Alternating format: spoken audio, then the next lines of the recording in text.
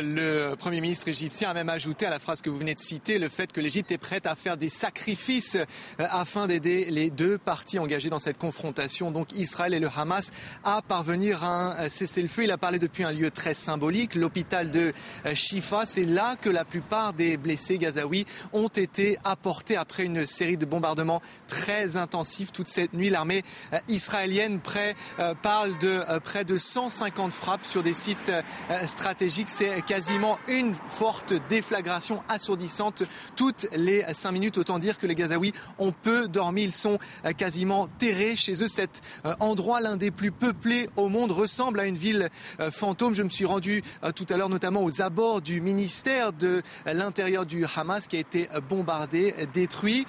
Et là encore, le sentiment est très étrange. Maintenant, les Palestiniens me disent que cette visite est un symbole fort pour eux, mais ils n'ont pas vraiment l'impression qu'elle va changer les choses dans l'immédiat, car le cessez-le-feu qui devait avoir lieu durant cette visite n'a absolument pas été respecté. Les roquettes palestiniennes ont fusé, les bombardements israéliens également se sont poursuivis.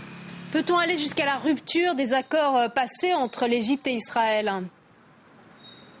Eh bien écoutez, c'est l'un des risques évidemment envisagés lorsque Israël bombarde et donc potentiellement menace ce cortège, cette haute délégation égyptienne, le Premier ministre mais ses accompagnateurs également. Il y a évidemment cette relation israélo-égyptienne en jeu, actuellement très tendue. Vous savez qu'Israël a dû rappeler son ambassadeur en Égypte.